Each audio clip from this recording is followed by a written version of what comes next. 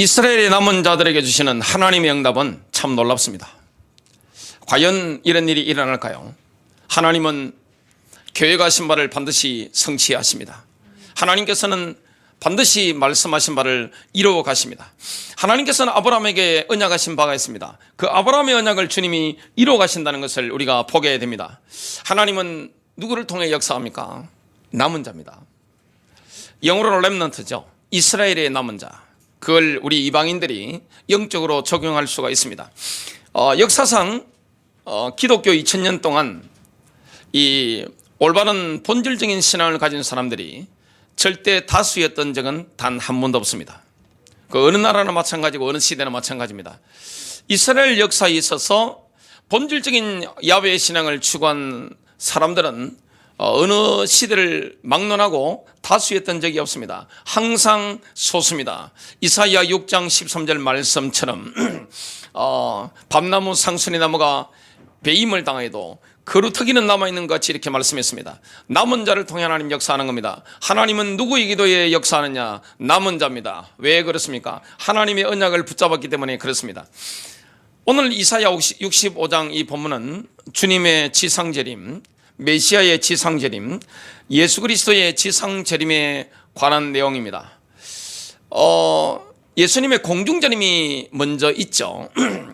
예수님의 지상재림은 무엇과 관계가 있습니까? 특별한 이스라엘과 관계가 있습니다. 이스라엘이 메시아지를 배척한 그 죄를 반드시 회개해야 됩니다. 그리고 예수님을 향해서 다시 돌아와 주십시오. 이렇게 간청해야 됩니다. 이런 탄원이 일어나야 됩니다. 이 두 가지가 조건이 충족되지 않으면 메시아의 지상재림은 이 땅에 없습니다. 그걸 알고 사단은 얼마나 방해하는지 모릅니다. 여러분 중동을 본다면 지금 사단이 어디에 총짓기라고 있는 것을 우리가 볼 수가 있죠. 어디입니까? 중동입니다. 이 마귀의 세력이 자기의 종들을 이렇게 싸고 이스라엘 중심으로 꽉 이렇게 싸우고 있는 것을 보게 됩니다. 그래서 이스라엘은 뭐와 같으냐? 용광로와 같은 겁니다. 왜 그러느냐? 사단은요, 교회 다니는 분들보다 훨씬 성경을 깊이 합니다. 이 말씀을 그대로 믿어요. 사단은 자유주의 신학자가 말하는 걸 고숨치고 믿지 않습니다. 사탄은요, 정통신앙을 믿고 있습니다. 정통적으로 교리가 얼마나 올바른지 몰라요. 올바른 교리를 믿고 있는 거예요. 그러나 이 사탄은 하나님께 절대 순종하지 않습니다. 사탄은 지옥으로 떨어질 존재죠. 그래서 사탄은 뭘 알고 있습니까? 이 메시아의 발자취가 어떻게 움직이는지 그것을 정확하게 알고 있습니다. 그래서 이스라엘이 민족적으로 메시아 지위를, 예수님의 메시아 지위를 배척한 죄를 회개하고 만일 예수님께 돌아와 주십시오, 이렇게 이스라엘 지도자들이 간청하게 되면 메시아가 오시면 본인은 끝장난다는 것을 알고 있단 말이죠. 그것 때문에 많으냐? 이스라엘 백성들을 몰살시키려고 하는 겁니다. 그게 바로 아마겟돈 전쟁입니다. 그런 일이 앞으로 일어나게 될 겁니다.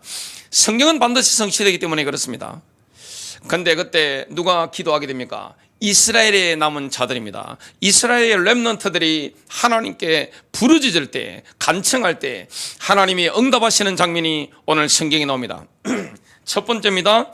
이스라엘의 남은 자가 예수님께 돌아와 달라고 간청할 때 하나님께서는 거역하는 백성을 징벌하시는 것으로 응답을 시작합니다. 예수님의 메시아 지위를 배척하는 사람들, 이 사람들을 징벌하시는 것을 그 하나님이 응답을 시작하시는 것을 보게 됩니다. 여러분, 왕이 오시 되잖아요. 그러면 뭘 가지고 옵니까? 왕국을 가지고 오는 겁니다. 메시아 왕국, 천년 왕국을 예수님이 가지고 오시는 겁니다. 이게 바로 예수님의 지상재림입니다. 근데 이걸 거부한단 말이죠.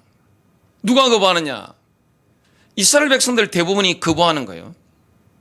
그렇기 때문에 메시아지를, 예수님의 메시아지를 거부하는 이스라엘의 남은 자가 아닌 자들을 주님이 마느냐? 징벌하시는 겁니다. 하나님께서 시온에 두신 반석, 곧 메시아를 믿지 않는 자들은 결코 세 가지를 하지 않습니다.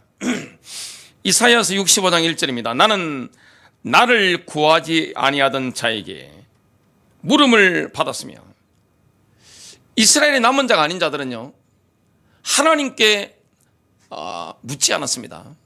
하나님의 뜻을 묻지 않는 거예요. 왜냐? 물을 필요가 없다고 생각한 겁니다.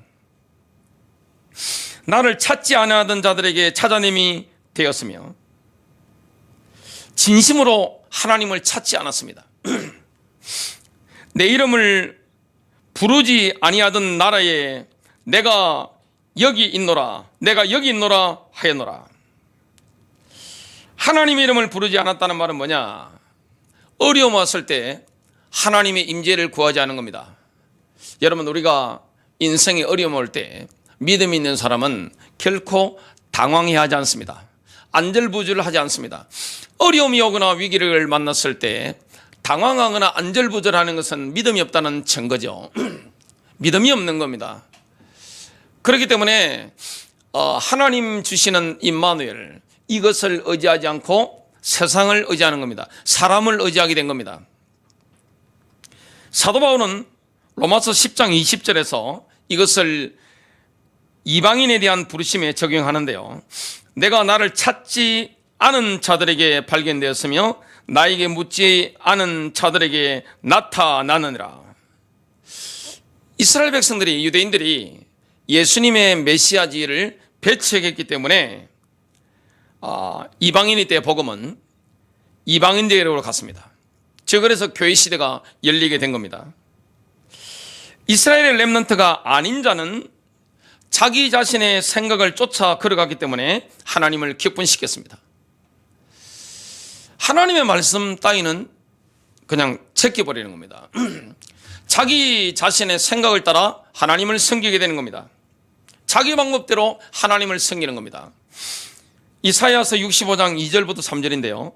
내가 종일 손을 펴서 자기 생각을 따라 옳지 않은 길을 걸어가는 패역한 백성들을 불렀나니 곧 동산에서 제사하며 벽돌 위에서 분향하여 내 앞에서 항상 내 노를 일으키는 백성이라. 하나님이 자기 생각을 쫓아 하나님을 거역하는 백성을 종일 불렀습니다. 하나님 이런 분이에요. 하나님은 사랑의 하나님이기 때문에 거역하는 백성을 종일 불렀는데 그들은 응답하지 않았습니다. 선하지 않은 길을 걸어갔습니다. 그들은 어디에서 제사를 지냈습니까? 여러분, 이스라엘의 제단은요, 돌로 다듬으면 안 되는 거예요. 돌을 다듬을 때 정으로 이렇게 쪼개잖아요. 그런 일을 하면은 안 되는 거예요. 자연적으로 이렇게 해야 되는 겁니다.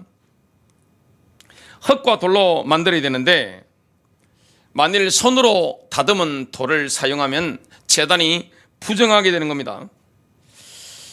여러분, 이스라엘 제단은 예수님의 십자가를 예표하는데요, 절대 십자가에는 인공적인 것을 가미하면 안 되는 겁니다.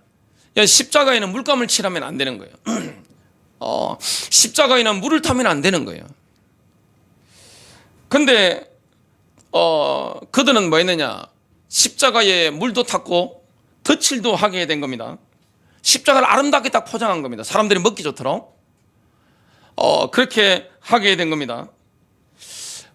여러분, 하나님께서 이스라엘의 제단을 흙으로 자연석으로 만든 제단에 제사를 드리려고 했는데 정으로 쪼갠 인공벽돌로 쌓은 제단에 훨씬 멋있잖아요. 거기에 따른 것은 뭘 붙잡은 것이냐? 다른 복음을 붙잡는 것입니다. 예나 지금이나 똑같은 겁니다. 제가 몇 년 전이죠, 존 파이프 목사님이 미국에서, 그분이 해외 강의를 잘 안 하시는 분인데 서울 양재동에 온누리 교회 양재동 캠퍼스에 세미나를 오셨습니다. 제가 거기 참석을 했는데 며칠 동안 들으면서 아주 인상 깊게 들었던 그 많은 메시지 중에 제 마음에 새겨준 게 한 가지가 있습니다. 미국이 전 세계로 수출한 것 중에 가장 악한 것이 번영신학이다. 번영복음. 예수 믿으면 잘 된다. 번영하리라. 미국에서 좋은 게 굉장히 많잖아요. 미국에는 기독교의 스펙트럼이 굉장히 다양합니다. 좋은 것도 굉장히 많은데 그중에 한국교회가 서울 수도권 중심으로 받아들여서 전국으로 쫙 퍼뜨린 게 뭡니까? 번영신학입니다. 서울의 대형교회가 그걸 받아들여 가지고 쫙 퍼뜨렸단 말이죠. 한국은 설문조사를 하면 정직하지 않습니다. 왜냐하면 6.25 위선이 딱 체민문화가 딱 있기 때문에 절대 정직하게 설문조사에 응하지 않습니다. 그런데 미국은 기독교 문화에 이렇게 오랫동안 있었기 때문에 설문조사하면 정확해요. 그 대부분 정확하게 진실하게 이렇게 하는데 바나그룹에서 설문조사를 했는데 미국의 목회자 중에 성경적인 세계관을 가진 사람이 몇 퍼센트가 되느냐 그걸 조사를 했는데 미국 목사님들이 솔직하게 적은 겁니다. 대형교회 목회자 가운데는 성경적인 세계관, 하나님과 똑같은 가치관을 가진 목회자가 10몇 프로밖에 없어요. 미국의 대형교회 현실이 그렇습니다. 오히려 중소형교회 목회자들은 40몇 프로 되더라고요. 교회 자체가 전체가 뭐가 한 겁니까? 맛이 완전히 가버린 거죠. 한국은 어떨까요? 한국은 더합니다. 한국의 대형교회나 이런 데는 훨씬 더하죠. 그래서 신앙의 본질을 쫓아가는 게 아닙니다. 뭘 따라가는 겁니까? 내 욕망, 내 욕심 이걸 따라가는 겁니다. 하나님을 믿는데 먹과 똑같이 믿습니까? 어떤 분이 그런 표현을 하시는데 목발신앙입니다. 하나님이 필요할 때는 목발처럼 이렇게 우리가 발목 삐면 이렇게 필요하잖아요. 급할 때 필요한 하나님으로 이용해 먹죠. 활용해 먹죠. 그리고 내 몸이 좀 낫고 살만하면 어떻게 됩니까? 목발은 필요 없는 거죠. 하나님을 그렇게 섬기는 겁니다. 이스라엘 백성들이 그랬습니다. 인류 역사상 신앙의 본질적인 신앙, 순수 복음, 순수 신앙, 절대 신앙을 추구한 사람은 극소수입니다. 교회 안에 극소수예요. 이스라엘 가운데도 남은 자들밖에 그 흐름을 따라가지 못했습니다. 신앙의 주류는 항상 남은 자들을 핍박했습니다. 마지막 시대가 되면 데이비드 윌커스 목사님이 환상을 보고 예언하신 것처럼 슈퍼처치가 등장하게 될 겁니다. 정치와 결탁하게 될 겁니다. 여러분, 종교가 성장하려면 반드시 정치와 결탁하게 됩니다. 정치와 야합을 하지 않으면 대중을 끌 수가 없습니다. 정치와 야합해야만이 돈이 오고 언론이 이렇게 따라오기 때문에 힘을 가지고 이렇게 헤게모니를 딱 장악할 수 있는데 앞으로 슈퍼처치가 본격적으로 등장하게 될 겁니다. 그런 시대가 지금 우리 눈앞에 다가오는 거죠. 지금 이사야가 예언할 때나 지금 21세기를 사는 저와 여러분이나 영적으로는 똑같은 시대를 우리가 살아가고 있는 겁니다. 그리고 이스라엘의 렘넌트가 아닌 자 어떻게 했는지 한번 보겠습니다. 그들이 뭘 믿었는지 4절을 한번 보겠습니다. 뒤로는 우상숭배했죠. 겉으로는 지극히 거룩한 정, 본인들의 영적인 탑이라고 확신했습니다. 지금 이 당시 모습이나 미국 주류교회나 대한민국 주류교회나 비슷합니다. 교회라는 것이 어떻습니까? 왜 대형교회를 다닙니까? 이거잖아요. 이거 메이커잖아요. 학생들 메이커 달듯이 내가 어느 교회 다닌다 그 해놓고 사업이라든지 이렇게 이렇게 여러 가지 힘이 생기는가? 내 이권 이것 때문에 교회 다니는 거지 본질적으로 여호와 하나님을 믿는 사람이 몇 퍼센트가 됐습니까? 거의 없단 말이죠. 실제적으로. 그래서 그렇게 믿으면서 본인이 너무나 거룩한 척 그리고 내가 잘 믿는 척 이렇게 합니다. 그리고 남을 무시합니다. 이스라엘 남은 자들이 뭐 했는지 한번 보겠습니다. 4절입니다. 그들이 무덤 사이에 앉으며 하나님의 토라 율법을 정면으로 무시하는 거죠. 시체 접촉하지 마라 말씀했는데 은밀한 처소에서 밤을 지내며 돼지고기를 먹으며 음식 정결병 코셔 유대인들이 먹잖아요. 거기에 정면으로 반하는 겁니다. 분명히 돼지고기 먹지 말라고 하셨습니다. 이 당시에는 냉장고가 없어요. 여러분 지극히 더운 중동에서 상한 돼지고기 먹으면 어떻게 되죠? 죽습니다. 석가모니도 그렇게 돌아가셨죠? 죽는 거예요. 그래서 하나님께서 냉장고도 없던 그 시절에 돼지고기에 대해서 금하셨죠. 가증한 것들의 국을 그릇에 담으면서 5절입니다. 사람에게 이르기를 너는 내 자리에 서 있고 내게 가까이 하지 말라. 나는 너보다 거룩함이라 하니라. 여러분, 그들은 주류 유대교입니다. 헤게모니를 치고 있습니다. 정치와 결탁이 있습니다. 엄청난 권력과 금력을 쫙 다지고 있습니다. 그러면서 이스라엘의 남은 자들을 지금 힘으로 막 누르고 있습니다. 그러면서 뭐라고 합니까? 나는 너보다 거룩하다. 나보다 잘 믿는 사람이 있으면 나와봐라 그래. 나는 순수복음이다. 이렇게 강조를 하고 있는 겁니다. 사실 그들은 하나님과 우상을 같이 생겼죠. 지금 어느 시대나 똑같습니다. 뭐 대한민국 교회, 미국 교회 할 것 없이 다 똑같아요. 그 당시 이스라엘 사회도 마찬가지입니다. 이사야서 65장 5절부터 7절입니다. 5절 하반절입니다. 이런 자들은 내 코의 연기요 종일 타는 불이로다. 하나님이 분노하신 거죠. 하나님이 지금 응답하시는데 뭡니까? 보응하겠다는 겁니다. 너가 믿은 대로 내가 보응해 주겠다는 겁니다. 여러분, 신앙이 잘못되면 어떻게 됩니까? 완전히 멸망당하는 겁니다. 마지막 때 멸망당하는 겁니다. 내가 열심히 교회를 다니고 11조까지 하고 내가 주일 성수까지 하고 내가 구제까지 다 했는데 내 신앙이 잘못되면 어떻게 됩니까?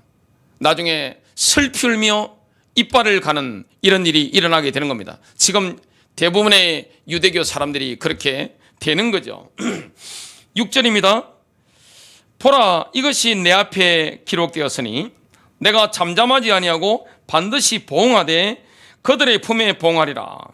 너희의 죄악과 너희 조상들의 죄악은 한 가지니 그들이 산 위에서 분향하며 작은 산 위에서 나를 능욕하였습니다. 그러므로 내가 먼저 그들의 행위를 헤아리고 그들의 품에 보응하리라. 여호와가 말하였느니라. 참 내가 잘 믿는다고 생각했는데 마지막에 심판을 받으면 어떻게 될까요? 참 안타깝죠. 대부분의 21세기에 교회 다니는 분들도 정말 이렇죠. 그 당시에 이스라엘의 렘넌트가 아닌 자들도 본인들이 제일 잘 믿는다고 생각하기 때문에 본인들이 신앙생활을 너무나 잘한다고 믿었기 때문에 이렇게 하나님이 분노하신다는 사실은 꿈에도 생각을 못했습니다. 제가 목회하고 있는데 여러분들이 교회를 다니고 계신데 내가 지금 하나님을 분노하게 하고 있다. 상상이나 갑니까? 상상이 안 가잖아요. 이런 상상도 안 가는 일이 지금 이스라엘 사이에 일어나게 되는 겁니다. 마지막 때 이런 일이 이스라엘 사이에 직접적으로 일어나게 되는 거예요. 두 번째입니다. 하나님께서 이스라엘의 남은 자의 기도에 응답하실 때 이스라엘의 남은 자의 운명과 우상 숭배자의 운명은 180도 달라집니다. 이사야 선지자는 이스라엘의 렘넌트에 대한 하나님의 구원을 선포합니다. 결국에는 제대로 믿은 사람은 응답받게 됩니다. 저와 이름은 뭘 따라가야 됩니까? 신앙의 본질적인 걸 따라가야 되는 겁니다. 종교 흐름을 따라가면 반드시 망합니다. 어느 시대나 주류 종교의 흐름을 따라가면 반드시 망하는 거예요. 안 그런 사이가 있었나요? 영국을 예로 들어본다면 영국 교회가 타락했을 때 청교도들이 일어났죠. 그들이 미국으로 건너가서 미국의 종교의 핵심이 되죠. 신앙의 교회의 핵심이 되는데 제가 청교도 책을 참 많이 읽었습니다. 감명도 많이 받고 했습니다. 그래서 제 신앙에 굉장히 많은 영향을 준 부분이 바로 청교도 신앙입니다. 얼마나 순수한지 몰라요. 여러분, 청교도들이 얼마나 하나님을 그리스도를 제대로 믿었는가 하니 영국의 왕, 영국의 황제가 청교도 목사 앞에 남루한 옷을 입고 설교하는 그 목사 앞에 덜덜덜 떨었습니다. 왜 덜덜 떨까요? 그가 하는 메시지가 참이거든요. 들어보니까 덜덜 떨리는 겁니다. 하나님을 경외할 수밖에 없는 겁니다. 진정한 하나님의 사람은 죽음을 두려워하지 않죠. 있는 메시지 그대로 증거합니다. 그래서 우리는 뭘 따라가면 안 됩니까? 주류 종교의 흐름을 따라가면 안 되는 겁니다. 성경이 말씀하시는 이 순수복음, 이것을 따라가야 됩니다. 순수신앙을 따라가야 되는 겁니다. 그래야 결국에는 승리하게 되는 겁니다. 하나님은 다수를 통해 역사하는 게 아닙니다. 순수신앙을 가진 소수의 사람들, 이들에게도 주님이 응답하시는데, 주님이 지상 재림하실 때 그 혼합종교에 빠진 우상숭배자들 뭡니까? 싹 쓸어버리는 겁니다.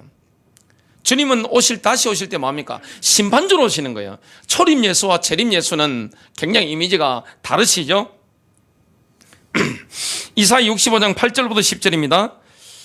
어떻게 이스라엘의 남은 자에게 응답하시는지 여호와께서 이와 같이 말씀하시되, 포도송이에는 접이 있으므로 사람들이 말하기를 그것을 상하지 말라. 거기 복이 있느니라 하나니, 나도 내 종들을 위하여 그와 같이 행하여 다 멸하지 아니하고, 내가 여호와께서 야곱에게서 씨를 내며 유다에게서 나의 산들을 기업으로 얻을 자를 내리니, 내가 택한 자가 이를 기업으로 얻을 것이요 나의 종들이 거기에 살 것이라.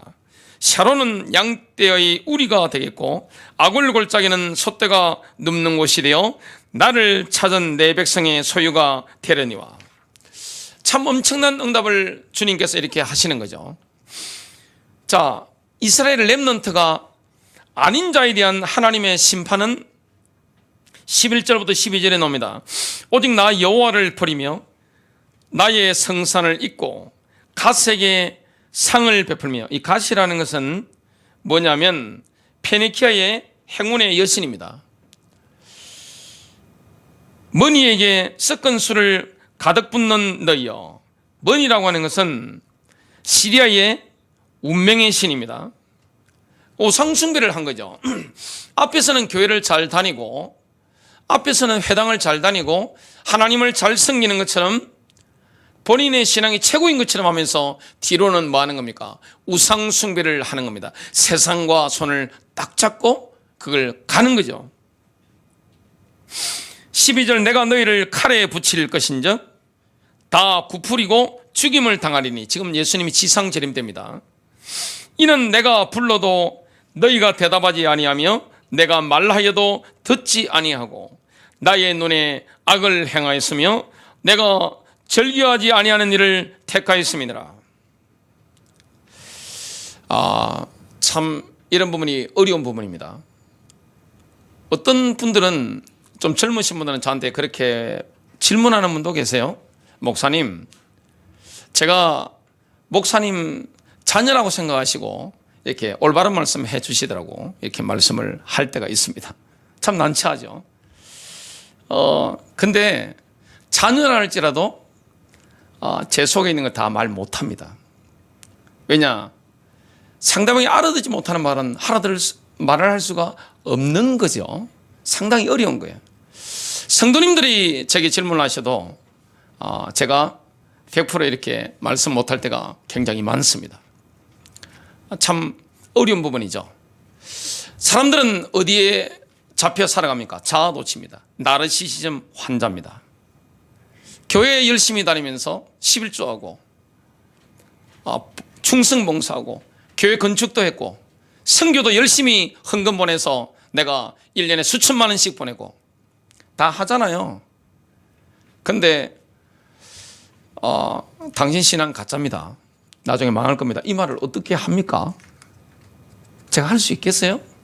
인간관계 완전히 끝나버리죠. 다 잘려버립니다. 만일에 제가 죽을 때 제 자녀 가운데 그런 자가 있다면 제가 이야기하겠죠. 근데 참 어려운 문제예요. 대부분이 다 뭐하고 있죠? 우상숭배하고 있잖아요. 야훼 신앙이 아니잖아요. 순수 복음이 아니란 말이죠. 왜 안 됩니까?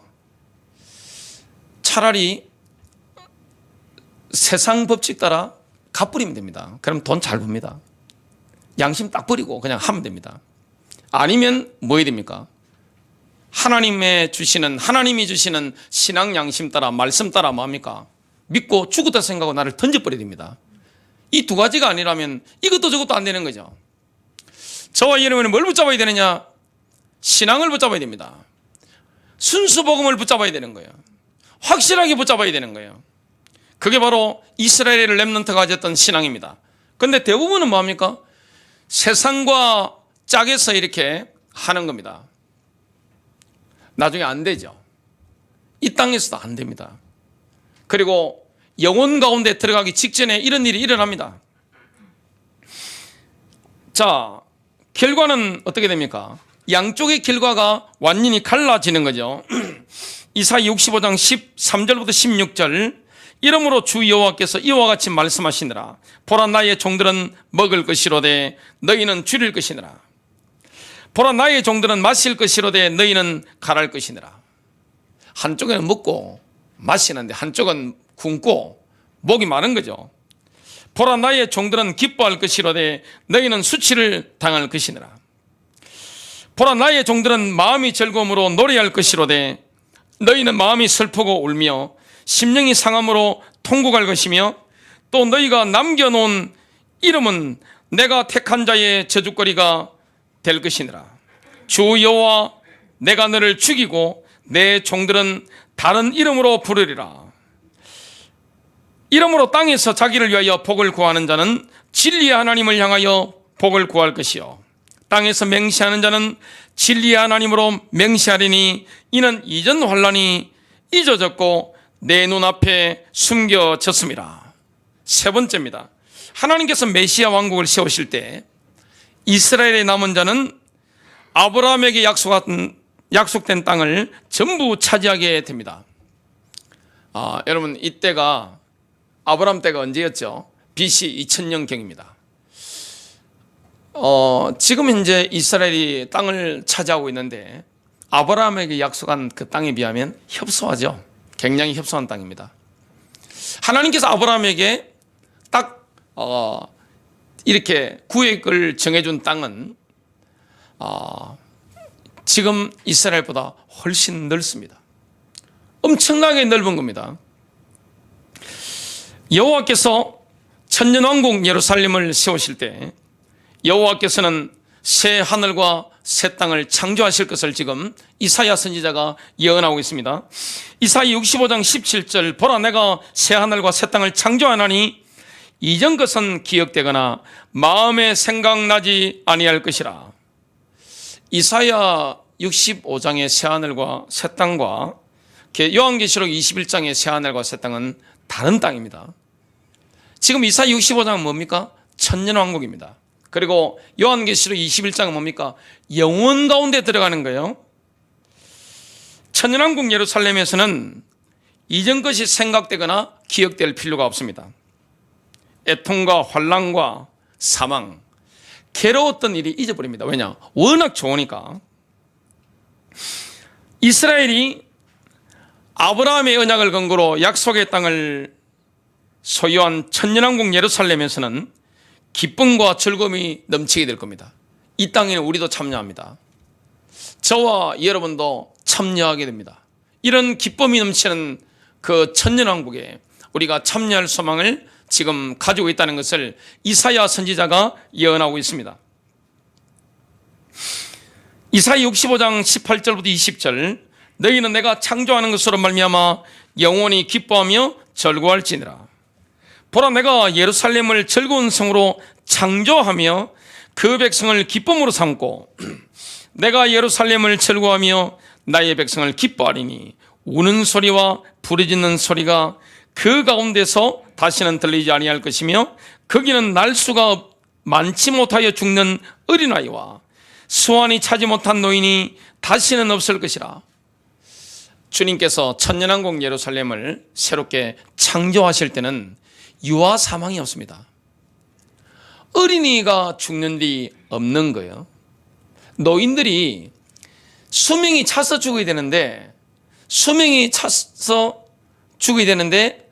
아직 수명이 안 되는데 빨리 죽는 노인들이 없을 것이다. 분명히 말씀하고 있습니다.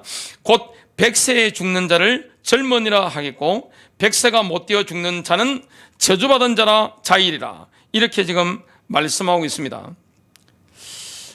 천년왕국 예루살렘에서는 신실한 자들의 수명이 1000년까지 연장이 됩니다. 주님이 지금 이렇게 말씀하고 있는 거예요. 이 성경 말씀이라는 것은 너무나 확실하죠. 중요한 건 뭡니까? 믿느냐 믿지 않느냐는 내 개인의 선택입니다. 주님은 믿는 자에게 이런 응답을 주실 것을 분명히 약속했습니다. 여호와께서 창조하신 천년왕국 예루살렘에서는 생산성이 입니다. 지금도 이스라엘 가보면 생산성이 엄청나죠. 우리가 마시는 음료수, 뭐 이런 음료수의 고급 원료들이 다 이스라엘에서 수입되어서 온 것을 그 보면 적혀 있는 것을 보게 됩니다.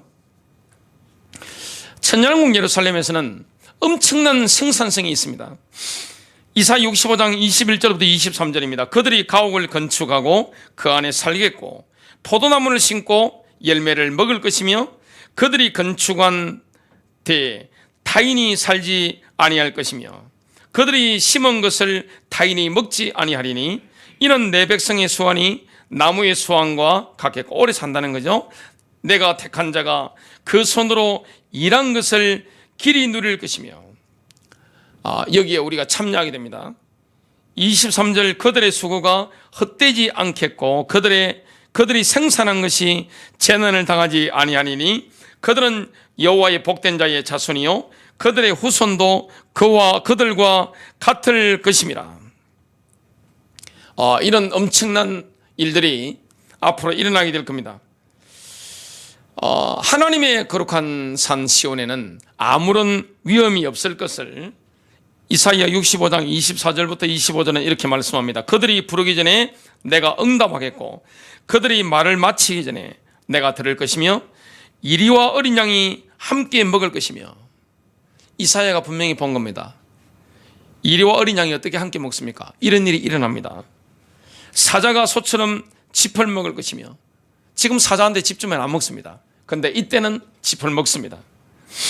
뱀은 흙을 양식으로 삼을 것이니 나의 성산에서는 해함도 없겠고 상함도 없으리라.